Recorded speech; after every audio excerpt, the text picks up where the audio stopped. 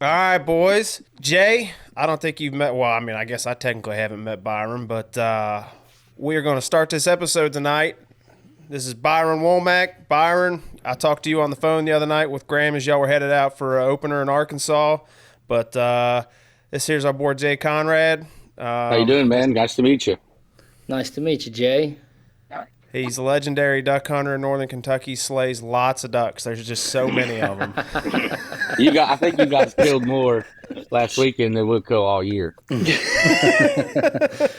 All year for the next 5 years, dude. Probably all year. Yeah, it's pretty rough up here.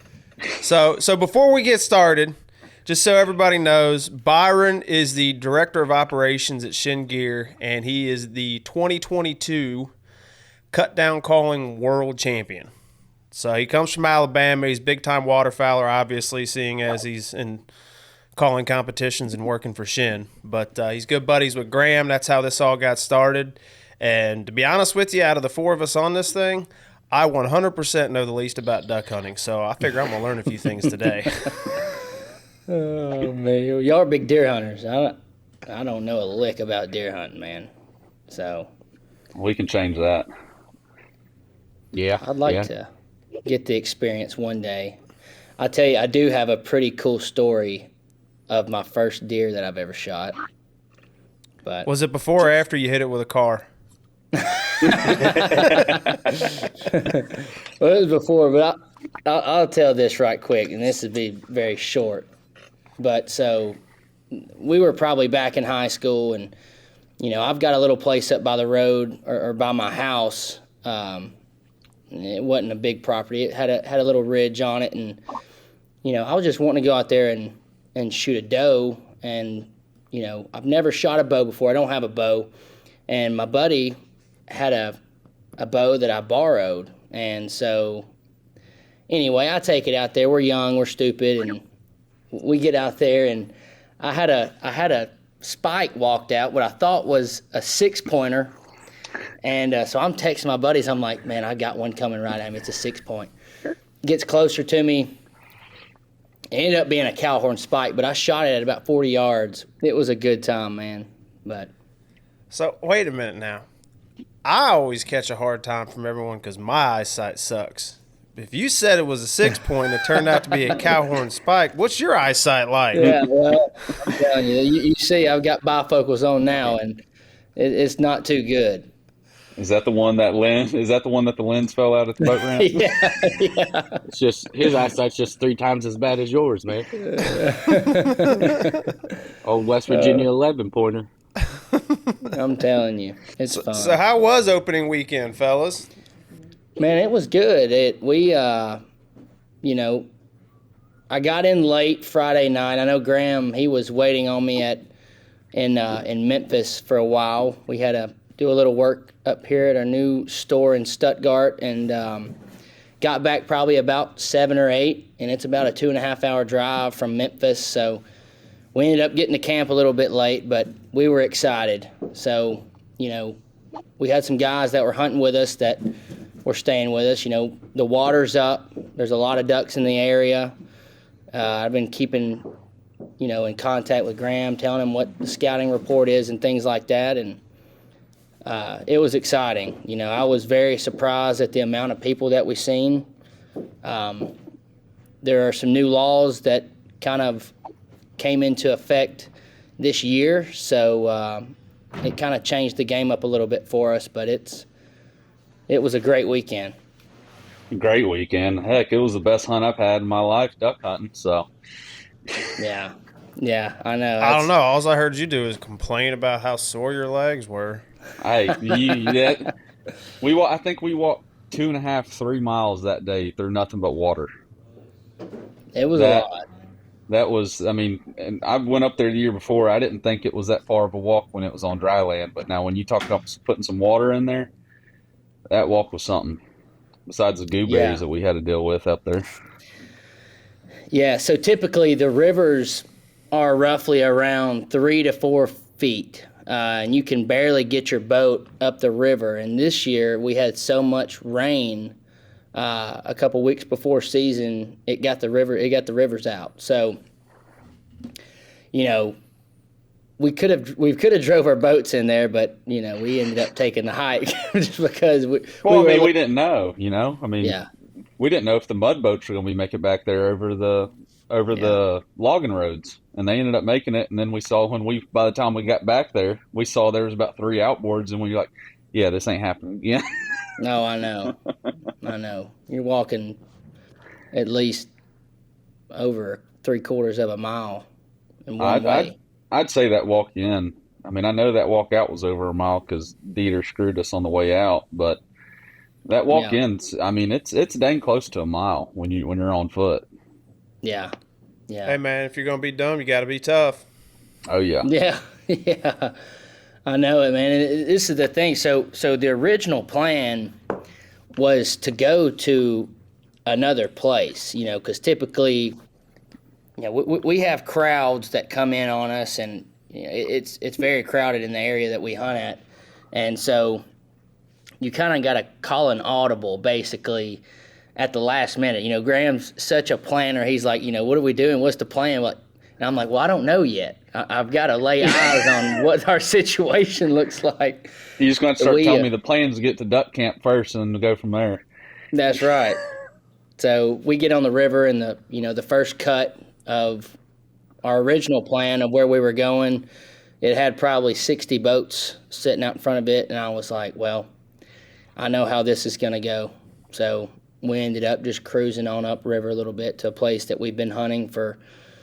I've been hunting there for probably 9 years now. So every opener, and it's always been good. You know, we've shot a lot of ducks. I don't typically like hunting with a lot of people, but opening weekend up, you know, in that side of the state is very crowded, and a lot of times it's limited water. So you've got to hunt with bigger groups, and you typically plan to have a bigger group just so you know who you're hunting with, because, you know, there's a lot of times if you run in a group of, you know, 7 or 8 people, you've got all these different people coming in. A lot of people hunt different ways, and, you know, they can really mess a good hunt up fast. Yeah, and I mean, and for those of you that don't know anything about public land or hunting in Arkansas, the main thing, what gets a lot of people in trouble, is you say you can't hunt with us or you can't hunt here. It's public ground. That's the thing, is if somebody comes up and they say they're going to hunt with you, you kind of just have to take the punch and roll with it, and hopefully it goes the way you want it to go. And it's used to, a lot of people had a lot more respect. You know, you race to holes, you do all this work, you sit out on the riverbank for 3 or 4 days, and people had a little more respect. And, you know, it's kind of all going out the window. You know, people don't really care anymore. You know, they know that they can pull that trick on you. They can go in. You can't obstruct somebody's hunt, but, you know, just a little respect is kind of all we really ask. yeah, I mean, that's really it. I got about 2 days worth of hunting public land, and that was in Florida for turkeys. And after all the people I ran into, I said, nope, I'm spoiled enough. I have private land. I'll stick to it. I don't need an Osceola that bad. I'll just go kill an eastern at my farm. That's right. Yeah. And I heard those Osceolas are fun, though. It's one of those deals to me. I mean, they're fun, but I kind of like easterns or Rios because they don't shut up. You know, you always think you're in the chips. Wouldn't you agree, Bird? Have you ever hunted Osceola? No, man, there's snakes in Florida, dude. You know I ain't going down there.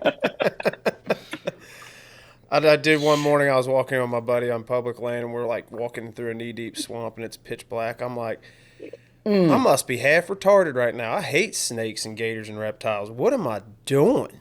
Yeah. I'm out. I don't like turkeys that much. No, he doesn't. Nope. So all you guys, I guess, are just really hard up on deer hunting. Yeah, Jay does some waterfowl. Jay does? Yeah, our season opens tomorrow. Really? Man, that's exciting.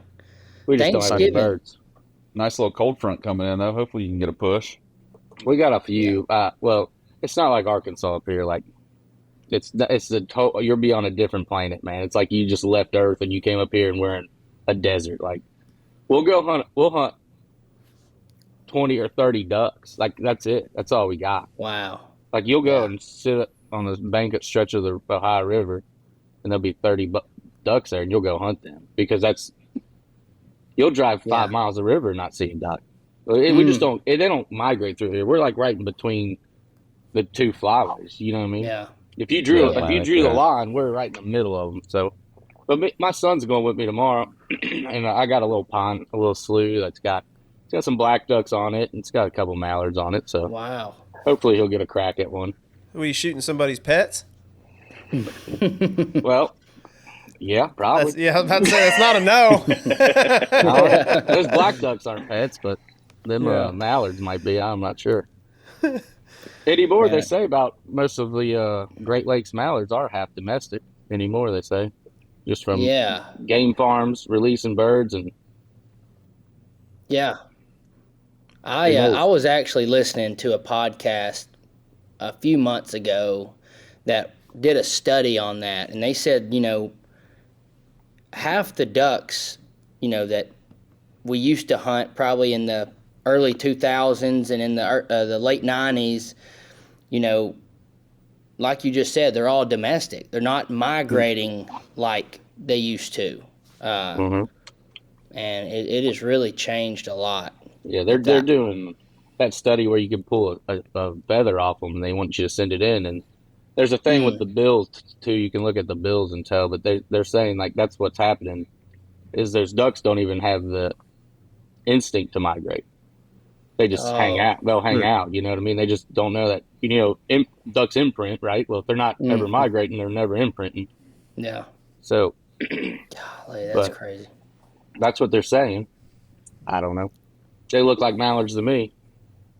They all eat the same. Yeah, they shoot the same too. I don't know. It depends what farm they came from, because if it's like our deer farms, they're eating a hell of a lot more corn than. They better not be. Yeah. They better not have any corn in them. How many pounds was it that y'all have already put out? Jay, you said what? You went through 6,000 pounds of corn for the deer? Let's be clear. Yeah. For the deer, we ain't talking about bait and water. That's right. Yeah. I'd be wasting it if I was trying to kill ducks.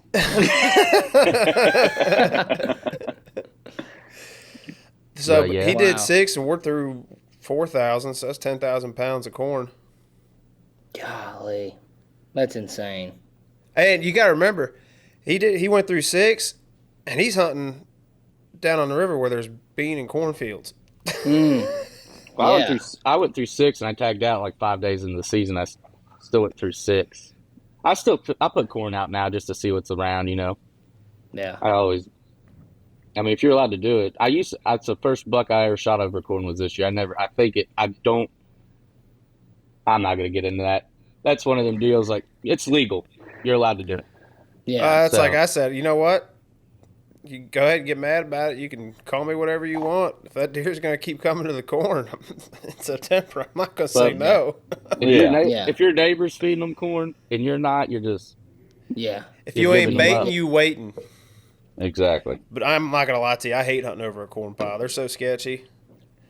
I use it to put it... weirded out. Yeah, I usually use it to put them in front of a camera to see what's what. I don't like putting it right in front of me. It sucks.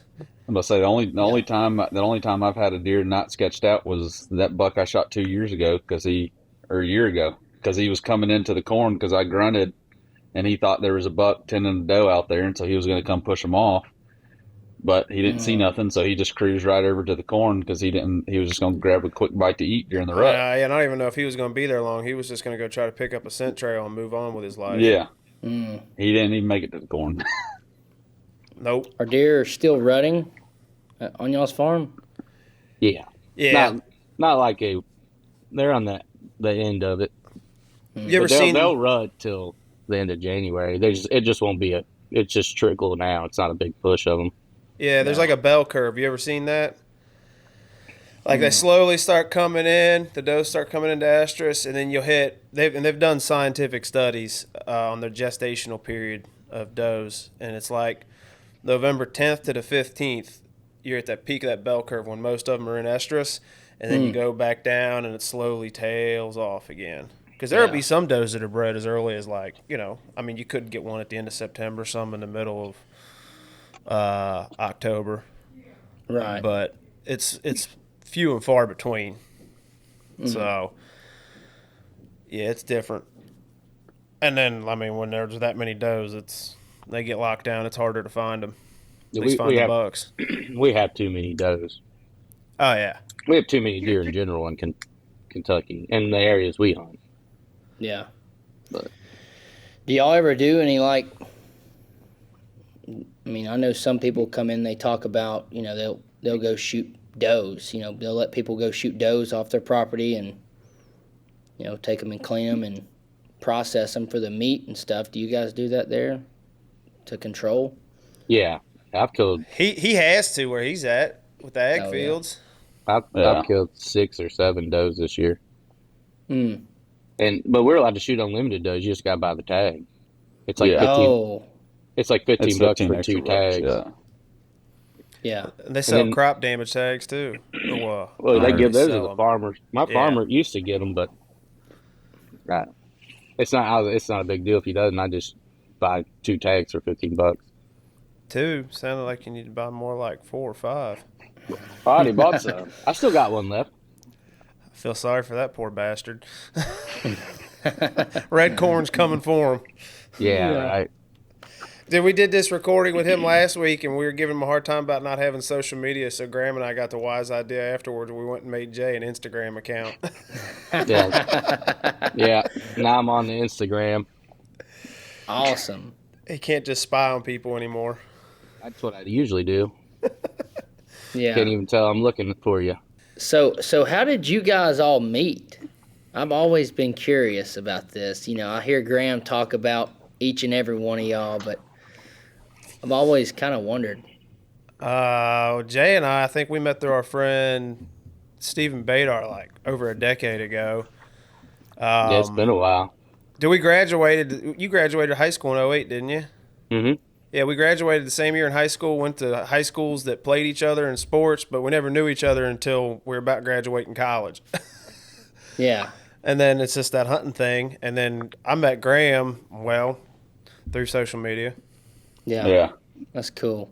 I met Graham through Clayton. Yeah. Now you all deer hunt together. That's pretty cool, man. That's awesome. Well, you know how hunting is, man. It doesn't matter whether it's waterfowl, turkey, deer hunting. It's one of those things. It's like, how many friends do you keep up with on a regular basis that aren't hardcore hunters? That's right. I bet there ain't a lot of them. Not many. I got friends that are good friends of mine that'll give me the shirt off their back, but it's not like I'm texting them every day, hey, what you doing? Whereas us hunters, it's almost on a daily basis. Yeah. Hey, check this out. Check that out. You kind of connect. You have a cooler relationship with each other because you know what goes on every single day. Both of y'all are probably thinking about the same kind of things. And hunting's one of those sports, once you and I don't know a better way to put it, get in that circle, it kind of transcends social and economic boundaries. You know what I'm saying? Because one of my good friends is John Boykin. He's my dad's age. Mm-hmm. You don't hear about people hanging out with their dad's age. Yeah. Well, it's like duck camp, B. It's like we hanging out with the guys at the camp. That's just our crew, Yeah. Yeah, them old river rats. We got the old Olt calls, what are they, PS Olts or whatever? PS Olts, man. I'm telling you, hey, if y'all know of anybody that's got some, let me know. Yeah, well, don't ask me, obviously. Unless you can find a Florida man with one. I Just got doubt out it. of prison. Well, B, hit us with a little something. So what you got on for some guys that are coming up, starting to hunt, like Clayton, who's going to be coming out hunting with us this year. If he wanted to get into learning how to blow a duck call, what would you say for him to look up to start with if you got a recommendation? Or would you say just go straight for it and get a call that it's like a cut down and just try to figure it out? Not a cut down. I'll tell you, man, and I'm going to be completely honest, probably going to laugh, but I would say some of the most realistic sounding duck calls. I think I know what you're going to say. you've got a couple different kinds. You've got one, if you're starting out, it's a double reed and it's a DR85. That's probably, you've got a couple different ones. I'm not going to name all of them because some of them are still kind of a secret, but a DR85 is probably what I'm starting with.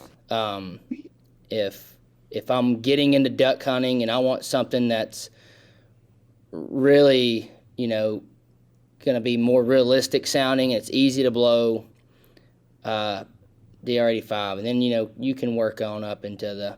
I think duck calling as a whole is kind of drifting away from what it used to be. Used to it's, you hear ducks, you want to sound, you want to emulate the same sound as a duck, and now it's what all can you do with this instrument? It's more like a trumpet now. It's like what all different sounds can you make out of this thing? They're kind of we're getting away from, what the purpose is for that. The art almost of it. Yeah. It's the meat and potatoes, man. Like what kills ducks? Like there's calls that kill ducks, and then there's calls that win trophies. That's right. That's exactly right. Yeah. Old Haydale Redlegs, man. Haydale Redlegs. Yeah. I mean, it's and there's a couple different ones out there now that it's just like, man, like this is really what I'm looking for out of a call, and it's so different. Not a whole lot of people know about it, and honestly, ducks react and they respond so much better to that sound because they don't hear it, and they don't hear it as much. We've patterned these ducks into hearing the same exact sound, all the way down the flyway. And so you give them something different, they start reacting a little bit different. Well, and you speaking of that, like I notice sometimes when I pick up that power hen off that J frame and I start blowing it, sometimes I feel like when there's not anybody else calling and I quack on that, sometimes I feel like I can see them, like the birds react almost to that different sound, to where it sounds a little more raspy or it's a little deeper. It's not as high pitch. It's a ducky sound, man. Because if you sit there and actually listen to some hen mallards, they sound awful. Like if your buddy started blowing, like you'd be like, "What are you doing?" Yeah. But I mean, they don't all sound the same. They all get raspy, different. They whine. Some of them got a lot of whine. That's like turkeys. Turkeys the same way. Some of them sound like crap. The live hens, you're like, what in the heck is that? Yeah. I think the big thing is just these, like he said, he does. I mean, he's a duck caller. Like just being real, man. Like a Drake whistle, man. Like people don't. Yeah. Who carries I carry a Drake whistle. You'll kill a lot of ducks just Drake whistle. I don't have to carry a Drake whistle. I just do it. Graham can do it. Let's hear it. Yeah, that's all you need to do. I'm telling you, I've got a sound file on my phone from this weekend, and it's honestly, we've got a whole lot of people calling, and it is probably one of the best sound files that I think I've heard. It sounds like a raft of probably 4,000 ducks just sitting in those woods, and then you just hear off in the distance just that. Is Graham over there doing the Drake whistle? It sounds like so natural, dude. It's like that video when I videoed you calling. Like, dude, you'll be able to hear it. Especially like Clayton, when you get it, you'll be able to hear it, and you'll be able to hear some of that other footage from that first day when we had birds working. I mean, when we all tuned it, when everything tuned in together, especially that second day. If we could have had that second day calling on that first day of hunt, we would have absolutely smashed. Like we would have doubled our numbers from what we killed. It was just it was us fighting the other group when we were hunting, that calling wise. Yeah. It's when you hunt with your friends, you kind of all get on the same page. Like when he starts doing something, like you might not even be looking at the ducks, but you can hear him. He might be watching them. He changes the way he starts calling. You kind of can tell where the ducks are. Yeah. Or if they're quiet up, if they're facing him. If they hit a corner, he might hit it a little hard, a hard chuckle, or a few quacks, and it's just something like if you've done it long enough, you know what we're talking about. But if you sit there, you can tell where they're at. Like you don't have to look. Like I can just. Well, and that's my thing. I mean, like when we're in the timber, I mean, I'm not a lead caller by any means. I'm on the back end. I'm fill-in sound. That's what I clarify my calling as. I listen to what B's doing. When Byron's calling one way, I'm calling the same way, but I'm doing it softer. I'm just I'm the background sound to add in, like it sounds like there's more ducks in there. That's all that I do. More than one duck. And honestly, that is a bigger role in doing that than, your guy that's blowing, the greeting call or just, filling in. The fill-in sound is what makes it sound real, because when you walk up on a raft of ducks, the constant roar that you're hearing throughout the woods is just them feeding, just that, and that's what is constant throughout the whole sound. Then you have one or two ducks that go that, so it's just natural, man. It's real. That's what the ducks do. Kind of going back to that point of, what Graham just brought up. Nobody being on the same page. That really hurt us. We had an unbelievable hunt. Don't get me wrong. It was a really, really good hunt, but it could have been, even better. Just because there were the timing was off, on some different things. Typically when you're hunting, especially on those style of woods and things, you get groups of ducks that just kind of, they chase sound. They're chasing that sound. So you're basically trolling. Everybody picks their duck calls up, and they start blowing duck calls, even if they don't see ducks. You're basically trolling, and you'll get a group of 5 or 6 that start working you, and then the other groups start kind of joining. You're building this big, group of mallards that are just working the trees. And if everybody's not on the same page with those ducks and calling at those lead ducks, then it can really mess it up. So just a little hunting experience there that we've had this weekend. You could tell that it hurt us a little bit, and we had some really, really good duck hunters in there that we got to hunt with. So there were some opinions that some had with some other groups, but you get that hunting public land, man. Just to put it in perspective, we had one guy leave by like 8:50, and the typical mallard flight time is that 9 to 10 o'clock time frame. And so he left before the mallards even really started flying, and he was like, "Look, I'm done with this." Did he take his score? No. He grabbed his decoys and just went. Somebody wanted to be King Kong. Oh yeah. Yeah. I tell you, he would be one heckler at a baseball game. Yeah, he would be. We should try him out. Hey, look, we know a guy. Yeah. Oh man. He's good though, man. I'm telling you, he's grown up doing it his whole life. He's hunted with some of the, the OGs of the green timber duck hunting, and he knows how to do it. And it's just very frustrating when, you know how things should be and how things should be going, but they're not, because you're hunting with, different guys that hunt different ways. I just, when I go, I'll just stand there and make like a tree, and you can say, "Hey, boy, get my coffee." Nah, you just don't ever quit pulling that jerk string. Yeah, you're going to be on the jerk string. That's what you're going to be on. That's all you're going to do. And if you quit pulling it, you're going to get yelled at. Yeah, I've been there, done that with chum saltwater fishing. As soon as you quit pulling that thing, chum dude. sling, dude, she's over with. Are you guys allowed? You're not allowed to use a spinner in Arkansas Public, are you? Well, actually, this is the first year, I think, since 2014, maybe. No. Yeah, I think that's right. 2014, I think that's right. Don't quote me on that, but that this year is the first year that you can use them. And let me tell you, that's a game changer in the woods.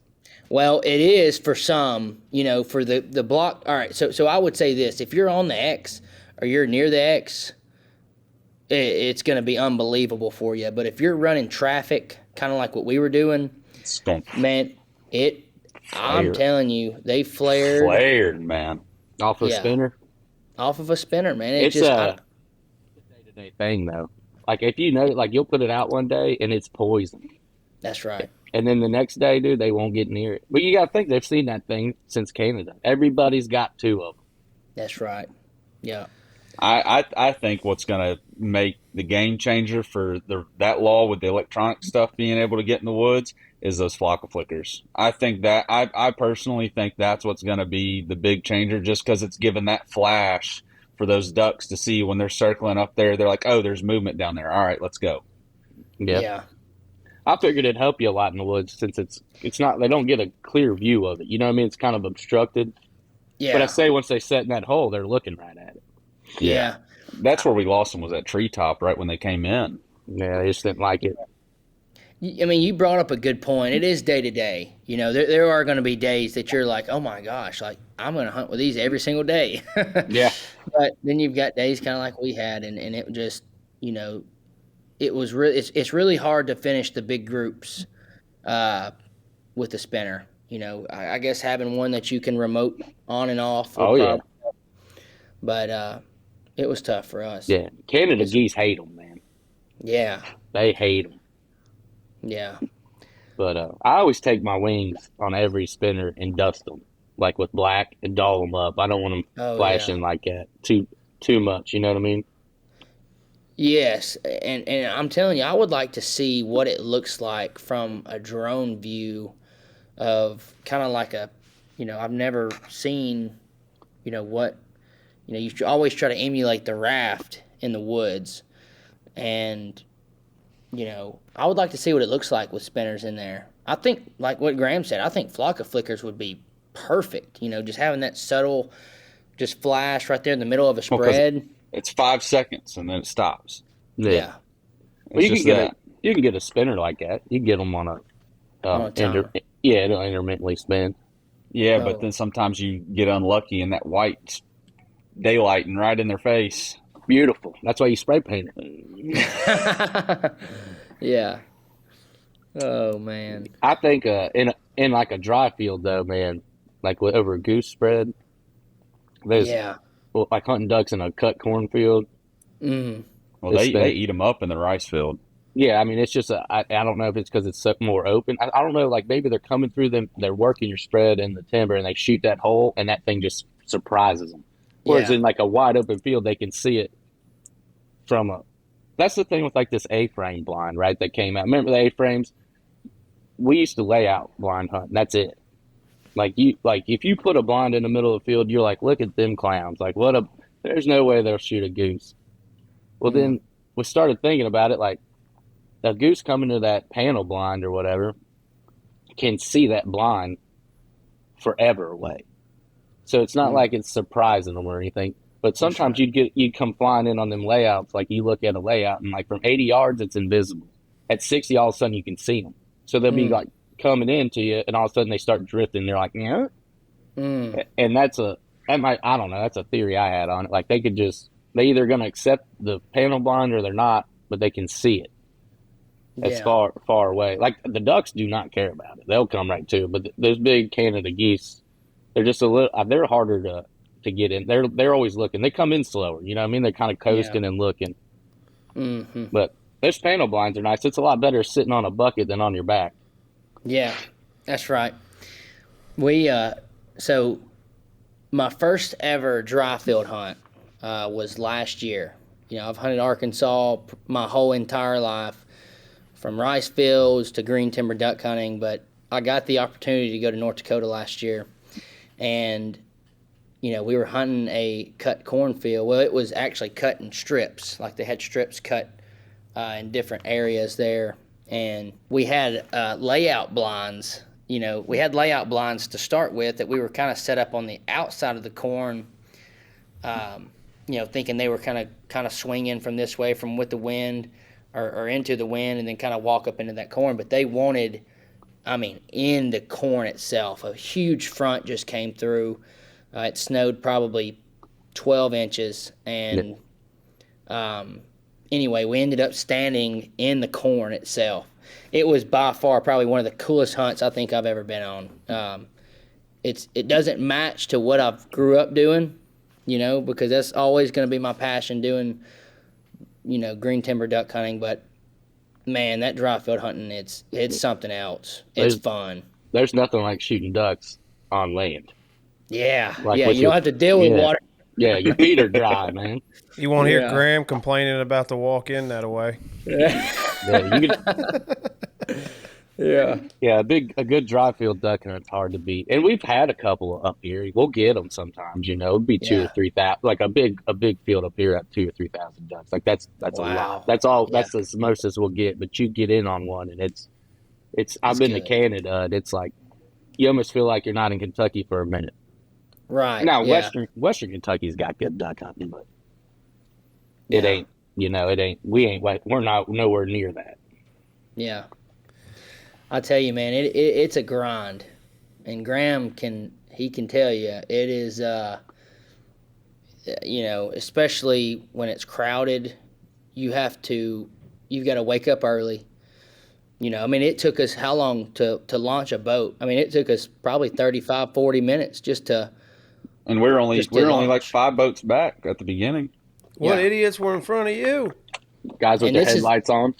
And and when we rolled up to that boat ramp, it was I can't believe it makes me mad that the game wardens weren't already there to begin the night. Yeah. They should have had somebody there at least, like, put signs up or something for people to not park in certain areas or whatever, because they bottlenecked it down to where it was like only one car in, one car out. Well, that's what they do here in Florida at the boat ramps. You got to. We're boat capital, right? You go on the weekend, there's a police officer sitting at every public boat ramp just to prevent that. And, dude, I've seen some crazy stuff. That hashtag Florida man? That ain't no joke. I've seen people pulling guns on each other on a freaking Saturday at 1 o'clock at a boat ramp in Florida. I was just like, what the hell? Get me out of here, dude. If you don't think that happens in Arkansas on the opening day of duck season, you're wrong. Oh, I know, but Yeah. my point is like, this isn't a hunting thing, and these guys are pulling out pistols. I'm like, is that thing legal? Yeah. Did you scratch that Well, serial number off, homie? But that's like Jay, like you're saying though. But that's the scary thing is you don't know what type of person you're going to run into out there on that public land, and everybody's got a gun. Yeah. So Mhm. you got to be careful. You got to make sure you don't say the wrong thing to start the wrong problem with the wrong person. Yeah. That's why you got that hard hat flashlight. It's for protection Hey, at the hey. boat ramp. Hey, well, guess who stole that from me and used it this weekend? Listen, man, I'm telling you, I try to be as prepared as I can. But I guess from using your headlight for 4 hours before you hunt, because I don't guess I'm used to staying up or getting out there at midnight. My headlight ended up dying, and I was like, well, Graham, let me wear that one. So I had to walk in with no light. Thank God I didn't fall in the damn water. All Oh I'll say is it gosh. was pretty fun at deer camp this year, getting to hunt with the beaver from Bucky's. Oh, man. What was that but we- Looney Tunes character? The groundhog, I think it was. He always had the helmet on. That was Graham. Yeah, that was Graham. Then he was walking out. We were walking out the one day. He had all his stuff on, his sweatshirt and his helmet, and he was just wearing his long thermal underwear. And I was like, look at this. It looks like a German miner wearing his lederhosen and his hard hat. And hey, speaking of swimming, guess who took a dive this weekend on Sunday? Yeah, it was me, man. I'm telling you. If anything could have went wrong, it went wrong to us on Sunday. We ended up trying to go somewhere else to get away from some people, and man, it was just water was not up enough. I'm running a brand new boat that I've never ran before, and we had 3 people in the boat, so I was trying to maneuver through the woods in about 10 inches of water. And we finally get back there. We look up. The hole is not set up right for the wind. So it's like, well, we got to go back now. And there's only one way you can really get in there, and it's through this, old slough bed that kind of runs up in there. And, you don't have any service out there, so you get your offline maps downloaded, and you're trying to follow your way back out through this slough. And It is a maze. You don't You follow just- the stars or anything? at that point, it's just like, man, get me out of here. Yeah. Whatever we had to do. And anyway, we finally made our way out and got to the hole we were trying to hunt. And man, I'm telling you, I haven't fallen in the woods in probably 2 years, but I hit a tree. I hit a tree right about my knee, and Right in front of me too. Typically, the guy behind you tries to help you. Like, Graham's sitting there with his arms crossed, just laughing. And I'm It's like, funny. I can't get over this tree, and I'm just like trying to swim. Right. And you're saying that this tree was about this big around that was underwater. He goes to step over it. He couldn't even get his leg up over it while his momentum's going forward. So he falls forward. Both legs come up behind him. Oh, he went over. Oh, He didn't go completely under. He got under here. He was I mean, at I least was at my able to. But he went down. His legs came up. I couldn't reach because that tree's where it's at. So the guy that was next That's to your him grabs excuse, him and okay. pulls him up. that's the excuse. You couldn't reach because you had your phone out. Yeah. Oh, He's yeah. like, I man, this wish is I going to be recorded great that. for I wish I Instagram. recorded it. Yeah. Oh, Back in the day, we used to wear. I mean, some people still wear neoprene waders, but I'm not a very big person, and I went too deep with the neoprene waders, and I just floated like a bobber. Like I didn't even get wet, like because they're Yeah. so buoyant. I was bobbing around until I finally got shallow enough to touch again. Just held my gun up Wow. over my Yeah. head, just like, here we go. Like I don't know what's Yeah. gonna happen. I'm telling you, man, it gets it gets dangerous, with the type of waders that we have now, and really it's not, the thought that people have if they ever fall in or if they step off in a slough that's too deep, if their waders fill up, they're going to sink. I actually had there was a gentleman that was out at my hometown last year that his kayak flipped, and it was a tragedy, man. It was a tragic thing that happened, but in breathable waders, when you submerge yourself in water, it's basically suction to your body, and you can't really get them off. And if you have your belt on and everything's kind of cinched together, those waders float. So the myth has always been if you fall in the water, the first thing you do is take your waders off. No, that's not what you do. You kind of like lean on your back, and you can test it in a swimming pool in the summertime. Lean on your back, your feet will come up, and it'll float you to the top. Just don't freak out, So anyway, and wear a that being life said, vest. wear a life jacket, man. It's Especially in It's them boats. dangerous. Yeah, we witnessed something that almost could have been another bad deal this weekend. Scared the crap out of us. And so it's just always wear a kill switch and a life jacket. That's what our biggest thing is now, And they even make these life jackets where, they inflate when it hits water and they're sleek. So I've had one of them ones that you're talking about the sleek ones. We were fishing, bass fishing, and the waves were real bad, and we were just kind of cruising, and the wave hit it, and poof, just right there on the boat, just blew up. Yeah. That's a good one, though. That's always fun. So, Byron, tell us a little bit how you got involved with Shin and how that came about for the job that you are taking on now. Yeah, so I guess in my previous work life, I was a UPS driver. Yep. I did my research. I found you Yep. on LinkedIn. So yeah, I was a UPS driver for quite some time, and I did a little bit of everything there. But I really liked the job. I liked the environment. You're meeting people all the time, but being in competitive duck calling, there's so many opportunities out there that just come your way, and you never know how they come there. But so anyway, after the 2022 World Cut Down contest that I won, I had a buddy that I've known in the industry for a while, that being Dylan Farrell, and he's actually our brand director at chenegear. And so he approached me. He was like, "Man, what do you do right now?" And I'm like, "Well, I'm at UPS." He said, "Would you ever leave?" And I said, "Well, I wouldn't turn down an opportunity. I would like to learn more about it." And so anyway, I get an interview a couple weeks later.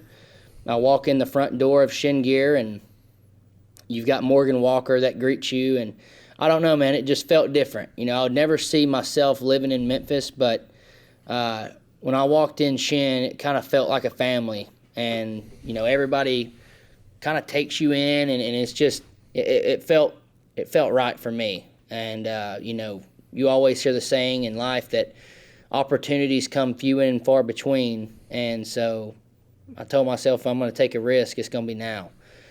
So Smart anyway, move. yeah.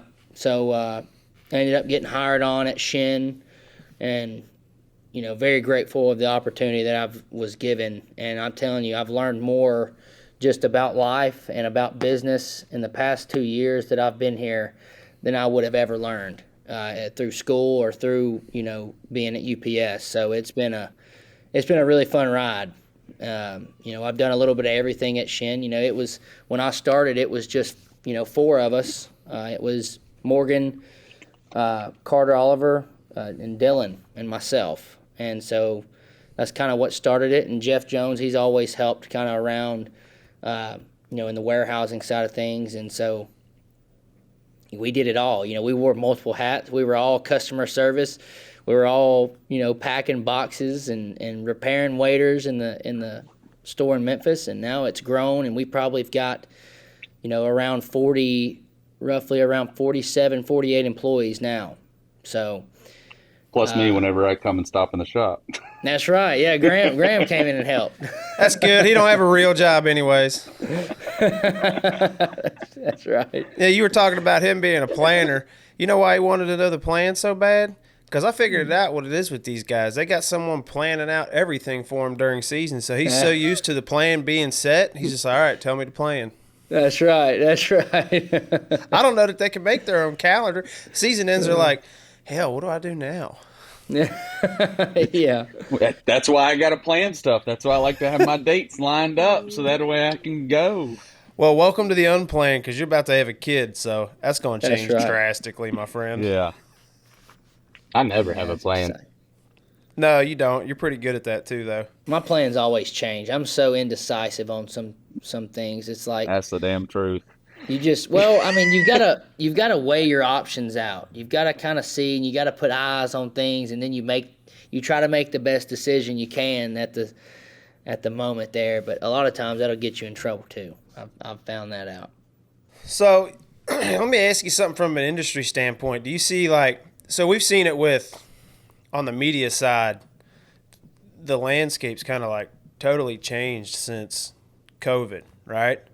What kind of changes have you noticed, if any, in the last 4 or 5 years? Things kind of shift. Is there anything from a sales side or product development side, any new materials or anything like that that's kind of the forefront? And obviously, if you can't say something, don't say it. Yeah. Yeah, no, just from a business side of things, of what I've seen is, in years past, everything has been retail. Everything has been, pushed through retail and wholesale, and, we're kind of seeing it as we're at now. Amazon did it. Everything's kind of going to the online market and the direct-to-consumer brands, kind of like what we've just done. We're a direct-to-consumer brand that we do all online sales. Our only retail location was in Memphis, and it was, you could come in there and shop and do whatever you wanted to, but people never really realized that. And so now, we have a flagship store in Stuttgart, Arkansas, where people can come in, and really it was made for people to come in and kind of connect with our brand and connect with our culture. I think that's the biggest thing of kind of why we did something like this, not only just to sell, the great products that we have, but to give people the opportunity that don't get to come to Memphis to really see who we are as a brand. They can come in and meet, all of our great employees that we have here and really get the full experience. Just that on a business side, I'm seeing a lot more brands kind of switch to that. They're kind of moving to that flagship type retail experience or flagship type, their own retail store experience rather than going retail and wholesale. So product side of things, I've seen, we're the first company to come out with a nylon waiter. Our waiter is built out of 4 layers of nylon material, and as you all know, nylon is a lot stronger than, the other materials that you can use, as in polyester and other things. So, we take a little extra step in everything we do, honestly. And it goes all the way from building products to, employees we hire and just how we do things. Speaking on like Byron's behalf of like the Shin, like going into the store, like he's talking about for people to see the culture. And you can say I'm biased or whatever because he's one of my best friends, and he's the guy that I hunt with, and I really enjoy. But I mean, man, when you go into that store, I can't tell you how many times I've seen little kids come in there that come in and they just have the biggest smile on their face the whole time from when they walk in the door to when they leave. Same with adults. I mean, I've seen plenty of older gentlemen come in, and there's always somebody talking to them. There's always a worker talking to them. There's always somebody explaining stuff. Like when you go into that store, it is, I mean, you're walking into a family's house. You're not just walking into another store. And that's because they treat everybody that walks in that door like family. And, I haven't had a chance to walk into a lot of other stores with companies and stuff, but I don't think there's many stores out there that you're going to walk into and have that type of hospitality behind the brand name itself.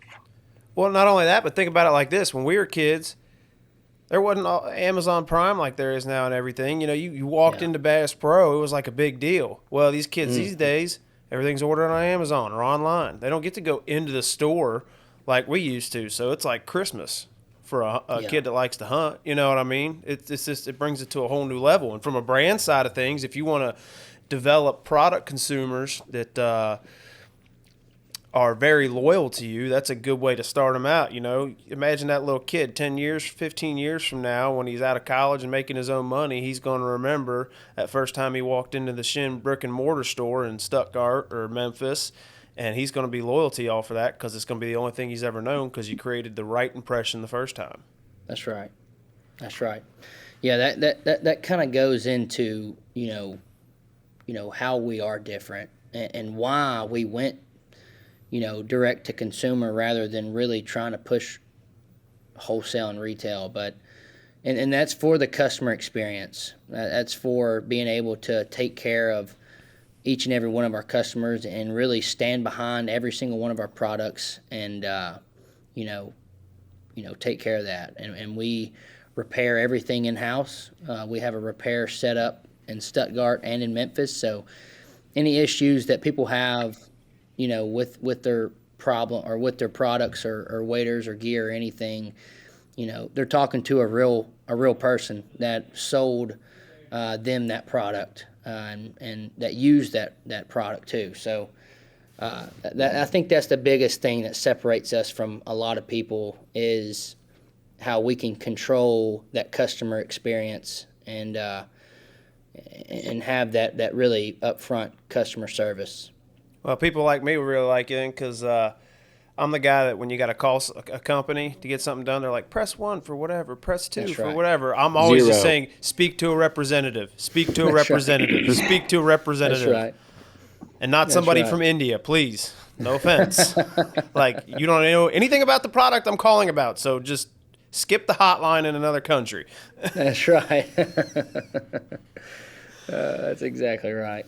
What's in the future for Shin? I mean, I know y'all got the film festival. That seems to be going well. You did that last year and this year. Those are the first 2 years, if I'm not mistaken, correct? Yeah, that's right. Yeah, man, Film Fest is awesome. The first year we had it, it was a question. It was a really cool idea of a way to bring waterfowlers and just people within the industry together to connect on a lot of different things. We have different sets of vendors there that they can come shop from, and it's just a cool idea to, get filmmakers all across the country to make a film on something that they're interested in and what they think is cool. The first year we probably had roughly, I would probably say 800 to 1,000 people there, and that's a stretch. This year we had roughly around 4,500 people. I mean, we absolutely maxed out the venue that we had, and so it was just incredible to see the growth in that and really see the fire that people have, for the not only the brand but for the whole industry. You know, it's really cool to see that it's growing. So if you're if there are any filmmakers that listen to this, how do they submit to try to get theirs in the festival? And do you have, I mean, we got to ask, and do you have any advice on like what kind of goes over well with the audience, especially if you're trying to take home a prize? Yep. Well, I'll tell you this: the last 2 years, the tear jerkers have won it. Now, I don't really know. You know, I think it's man. I'm telling you, there's some really, really good films that have been entered, and really informational films that, you know, I've honestly enjoyed watching and learning from. But you know, the tear jerkers have won it the past couple of years. But how to enter would be, you know, I'm not exactly sure. I know they're handpicked. You know, you can probably email chenegear, info@chenegear.com, and you know, you can kind of submit a request to that, and you'll probably get one of our either marketing director or brand director to reach out if it's a fit. So it's been really awesome. You know, the grand prize has been $10,000 each year, so it's a Jay's about to enter a film. What you're gonna get is about a 45-second long, no-cut iPhone video. Yeah. And all it is gonna be Jay robbing the jewelry store. Yeah. Yeah. We're only shooting bands. I like it. I like it. You know, in the past, there's been just kind of about the film. We put them all on YouTube. So if you've got questions about, you know, film festival and kind of what the video is wrapped around, you know, basically these filmmakers take a really cool story that somebody has had or an experience that they've had, you know, and they turn it into this, you know, 15, 20-minute film that is, everyone's been incredible to me. I mean, it just really, at that time of year, late October, you know, you've got everybody really starting to get geared up for season, and man, it really starts burning a fire in you. It gets you fired up and ready to go.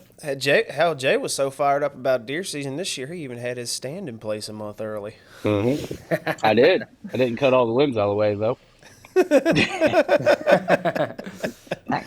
Nah. Jay's usually good for a couple funny ones a year. Actually, here, you got to tell Byron the dog doo-doo story. I didn't hear that one until recently from you. Oh, that was a while ago. Man, I went the same farm I always deer hunt.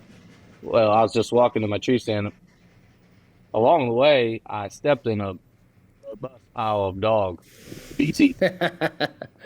So I got to my stand, didn't know it at all. Got to my stand, climbed up my sticks, and I think this was back when I had screwing steps. You know what I mean? Like the old schools. Yeah. So I climb up there. I sit down. I'm like, you know, man, it smells like crap. And I'm like looking around. Like I look down the screwing steps. I'm like, well, it's not even muddy out. Like, why is there stuff all over them? And then, you know, I figured it out. Like, I had dog crap on my boots. Oh, my gosh. And there's only one way down, right? Like, how am I going to get down? Oh, no. I took my my boots off and put my socks on it was early season. I didn't have gloves, so I put my socks on my hands. And I climbed back down the tree. But just, like, who's that happened to? Like, how many times have you, I mean, you step in dog crap a lot, like maybe in a yard that someone has a dog, but like I'm nowhere near a dog. Yeah. And then I'm trapped. But, you know, I got down. That's so what crazy. are you going to do, man? You just going to put your hands in poop. Yeah. That's a bad situation. I've gotten pictures from him before where he forgot his boots and he's sitting there in a tree stand wearing his boat shoes as Sperry's. That was in college, man. In college, everybody wore Sperry's, okay? Yeah, it used to be cool. Oh, yeah. I had to wear Crocs one time, and I stepped on a locust, a honey locust. Ooh. Oh. And it went right through there and got me, man. I've done a lot of silly stuff. Man, that's Duck hunting, you do a lot of stuff. Like some of the stuff yeah. that happens duck hunting, you're like, I don't even know how that just happened. Sleeping in a boat. I Yeah, like, don't why know. do we do this? There's guys out on the Ohio River tonight sleeping in a boat right now to shoot 3 ducks tomorrow morning. Gosh, If they're man. lucky. Hey, And we the used to thing do it is, in Alabama.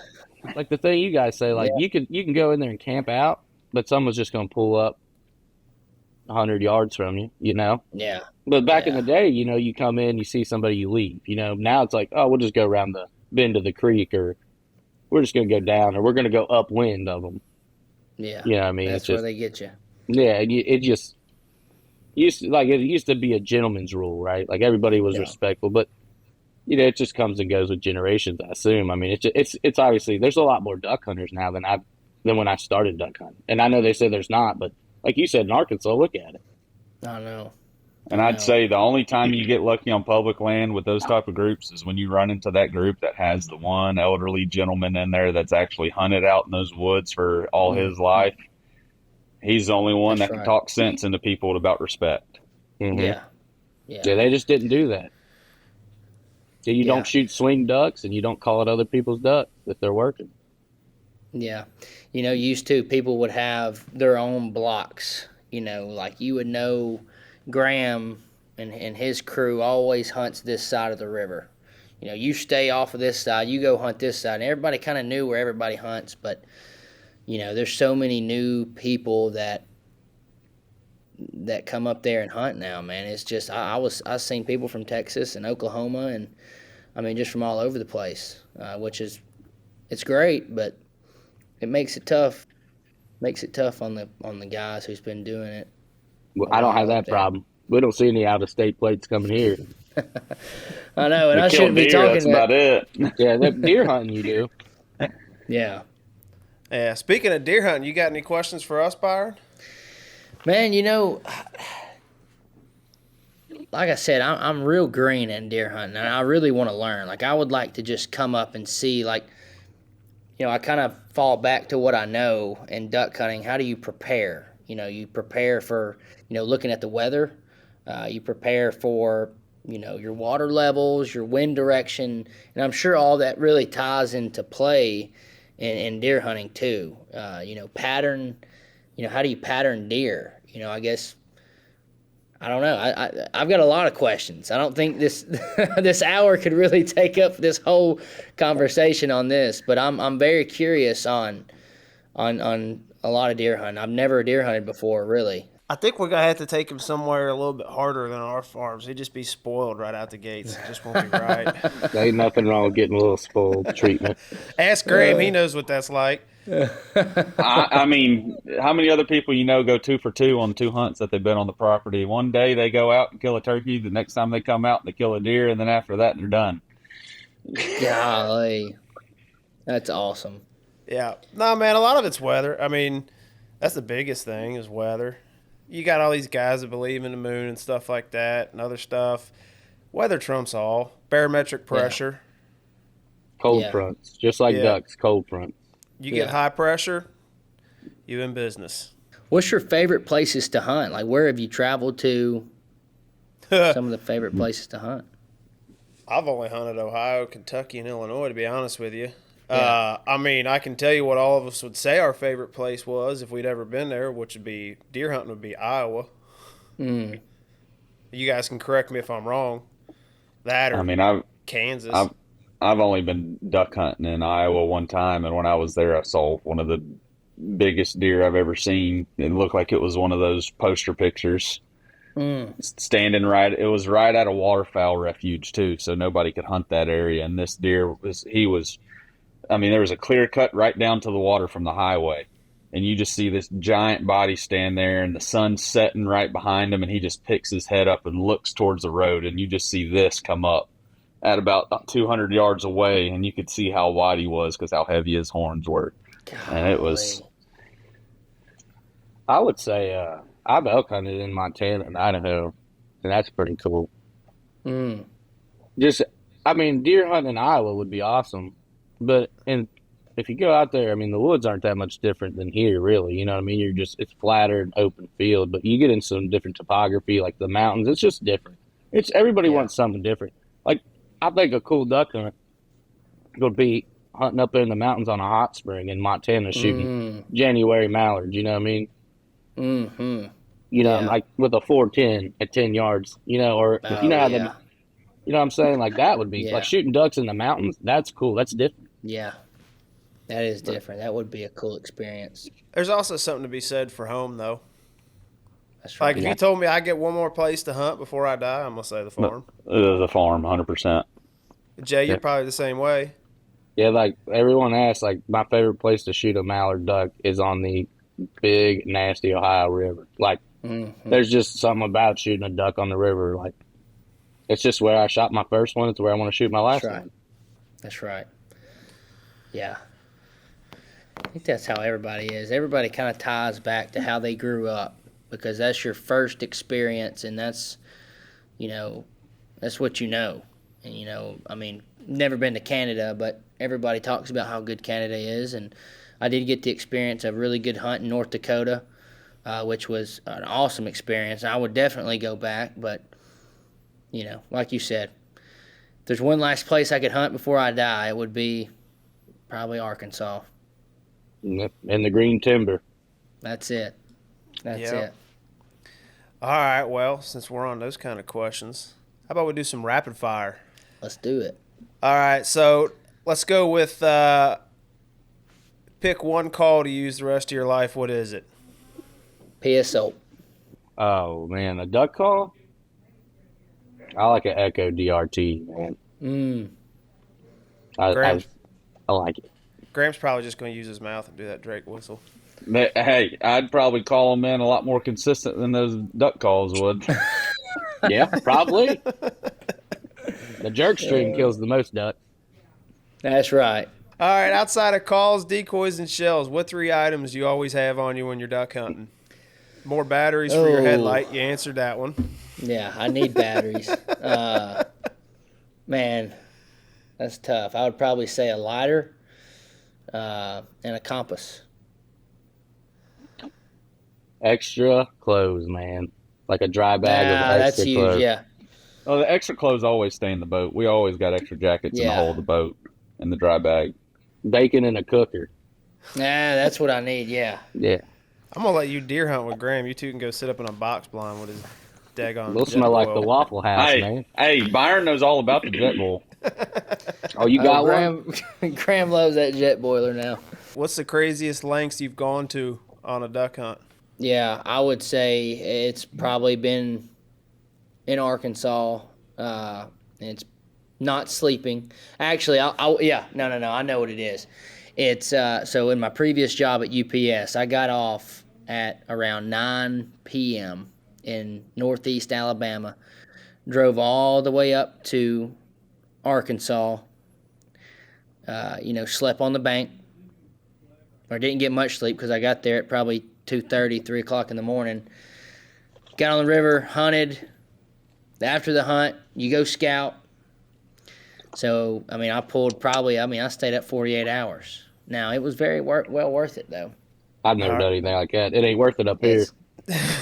I've slept in a boat. It's crazy, man. Yeah, but you've done crazy stuff deer hunting. All right, top 3 snacks while you're hunting. Christmas tree cakes. Mhm. I'd say beef jerky. And probably a Nutri-Grain bar. That's my top favorite. That's an interesting one. Something small, man. I can't eat heavy. Yeah, Start you eating shoot- heavy. You start blowing stuff into your duck call. Stuff gets tightened up. That little Debbie will get that thing a little sticky sometimes. Yeah, I know. And water, really. You shoot better when you're hungry anyway. That's the way I look at it. That's right. I'll tell you the snack king, and that's him. That's Graham. Graham, I'm telling you. Hey, Graham, somebody's got to listen. keep the boys fed in the duck hole. Somebody's got to. Hey, Graham had a whole box of pizza that he brought out there. No, that was Grayson's. That was not my Oh. pizza. That was Was his it? box of pizza. But was it Hunt's Brothers? That like gas station pizza? Hey, No, That it stuff was slaps, dude. dude, No. you should have said it. Listen, I'll make this quick. We pull up to the gas station as we're rolling into Pocahontas. we go in. We didn't eat dinner. We didn't eat dinner. And they've got Chester's chicken in there. And Graham goes, I want 16 chicken fingers. I was feeding everybody, all right? I was like, him. And these chicken fingers are not small now. They're these they're suckers big. were about that big. And this poor girl at the cash register, she just, bless her heart, she was like, well, we've got, a combo meal where you can get this and this. Graham's like, no, I just, 16 is fine. And she just keeps dragging it on. And I'm just like, listen, whatever's easiest for you, just put in 16 chicken fingers, pick them out of that box, and put them into this box. Let's keep it simple. I mean, there was 17 people behind us ready to check out. I was just embarrassed. This poor girl, I mean, she could not. It was like a wrecking ball came in there and just smoked her because she had no idea what was going on and what to do. I was like, I'm just asking for chicken fingers. Like, just go put 16 of them in there. I'm taking it to the camp for me and the boys because we got to eat and we got to leave. Like, let's get this show on the road. Yeah. It was funny, though, man. All right. Favorite way to cook a duck? Man, I'm probably going to go just wrapped in bacon, cream cheese, and a jalapeno. Hey, and pepper jelly. I figured that out. There's a habanero pepper jelly that I've been putting on them now, so that makes it a lot better. Do you marinate the duck or season it or anything? I mean, yeah, we'll probably marinate it in Dale's, just like everybody else. Now, I have heard Italian dressing, man. Italian dressing, yeah, that's another big one. But I like speckled belly goose better. Speckled belly. Speckled belly's good. I'll just sear that. And that's another way to cook it too. That we've had a guy that, he plucks the breast. He cuts the whole breast out with the skin on, plucks the feathers off the breast, and sears it with that skin. And man, that's been about probably the best way I've had it. All right, well, if y'all didn't figure out that hunters are a bunch of fat dudes that work it all off by hunting, what's your favorite duck camp meal? Duck camp meal, man. Or hunting camp meal. Any camp meal. Yeah. Man, we had a good one this past weekend. Jambalaya. We had jambalaya this weekend. Yeah, or gumbo. Gumbo, jambalaya. I mean, I'm probably going to go with that. Yep. Something that's warm and a little liquidy, so that way it's kind of like a soup. Yeah. Yep. That's probably my go-to. I do like a good steak now too. But you can get that anywhere. Just not lasagna.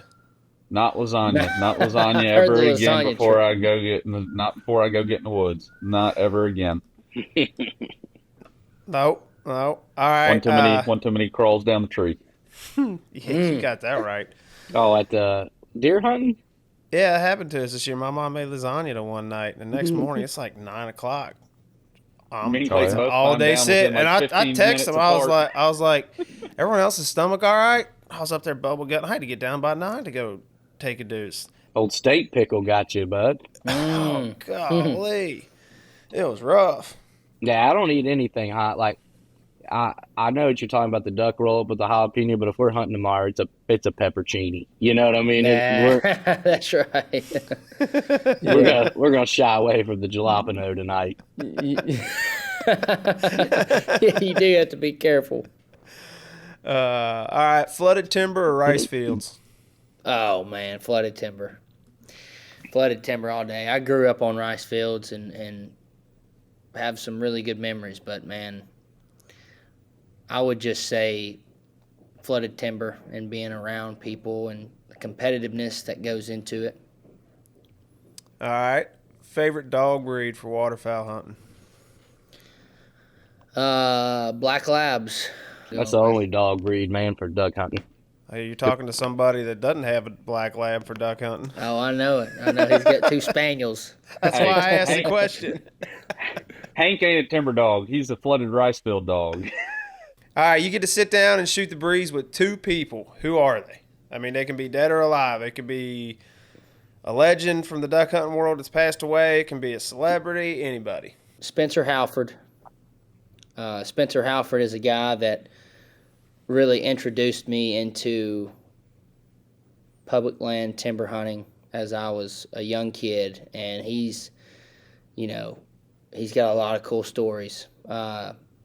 He and Kirk McCullough, that's probably my two. I'd like to sit down with Kirk one day and really, those are two OG guys that's been doing it for years. They're both still alive, and they know their way around. They know how different things are nowadays, and I'd like to hear the stories back in mid 80s and early 90s and when it was about as good as this gets.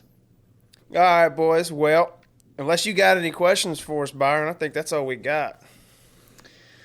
Man, that's it. This was fun. I appreciate you guys having me on. It was nice to meet you, Clayton and Jay, and can't wait to meet you guys in person.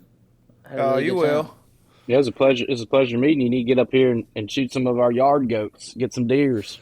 Yeah, absolutely. Or we could see how good of a shot he is and put a turkey choke on that shotgun and have him strutter crawl one. Yeah, I strutter them with my duck choke, so that duck choke never comes out of my gun. I think it's rusted in there, but oh, I'd like to, man. We got to get you guys down here too, at least sometime. I'm telling you, it would probably be the worst decision that you make because you'd be into another hobby. I'm already in on that, man. I know it. I've been to Stuttgart, old Rice Lindup down there. Oh, yeah. It's cool. It's different. All right, fellas. Well, y'all have a good evening. Thank you for your time, Byron. And Absolutely. we will definitely be doing this again. It was a pleasure meeting you, Byron. And I hope you boys have a good Thanksgiving tomorrow. You too, too. buddy. Y'all as well. You too. Y'all as well.